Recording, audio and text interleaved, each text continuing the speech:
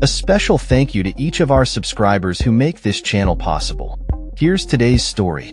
In a bold move, Mexican President Claudia Sheinbaum has taken a stand against a controversial name change proposed by former U.S. President Donald Trump, who signed an executive order seeking to rename the Gulf of Mexico to the Gulf of America shortly after taking office.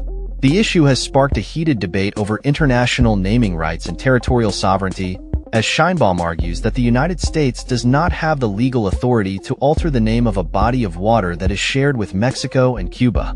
In her letter to Google, which was made public during her regular morning press conference, Sheinbaum expressed her concern over the tech giant's decision to comply with the name change on Google Maps for U.S. users. She emphasized that the Gulf of Mexico, a significant body of water with historical and cultural importance, should not be renamed unilaterally by the United States. The name change could only correspond to the 12 nautical miles away from the coastlines of the United States of America, Sheinbaum stated, referencing the United Nations Convention on the Law of the Sea, which dictates that a country's sovereignty extends only a limited distance from its coastline. According to Google, the name Gulf of America will be visible to users in the U.S. once it is officially updated in the U.S. Geographic Name System. However, users in Mexico will continue to see the name Gulf of Mexico, while those outside the two countries will see both names. Google has defended its decision, stating, "We have a long-standing practice of applying name changes when they have been updated in official government sources. When official names vary between countries, Maps users see their official local name." The potential name change has ignited a wave of criticism from various corners, with Sheinbaum leading the charge against what she perceives as an attempt by the U.S. to assert its dominance over international waters. She playfully suggested that if Google were to comply with the name change, they should also consider renaming the United States to Mexican America for users in Mexico, a statement that drew laughter and applause from her audience. "For us, it is still the Gulf of Mexico, and for the entire world, it is still the Gulf of Mexico," she declared, reinforcing her stance on the matter.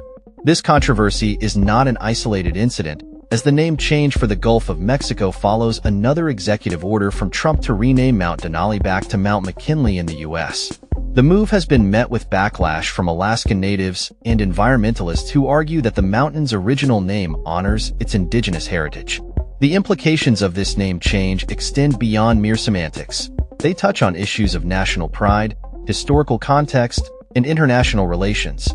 The Gulf of Mexico has long been recognized as a vital waterway for trade, tourism, and cultural exchange among the nations that border it. The renaming effort is viewed by many as an affront to the shared history and cooperation between the U.S., Mexico, and Cuba. As the world watches this unfolding situation, it raises important questions about the role of technology companies like Google in matters of national identity and sovereignty.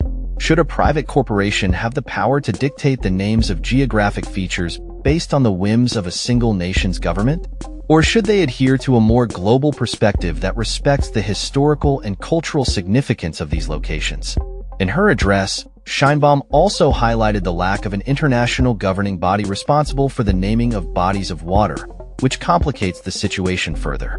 Without a clear framework for resolving disputes over geographic names, the potential for conflict remains high as nations assert their claims over shared resources.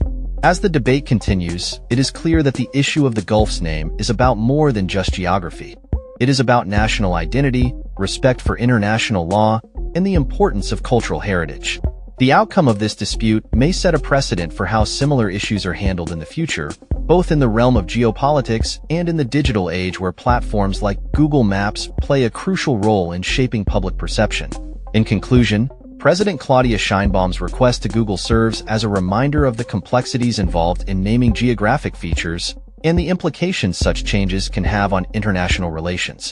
As the situation develops, it will be interesting to see how Google responds and whether the tech giant will stand by its decision or reconsider in light of the valid concerns raised by the Mexican government. That's all for this story.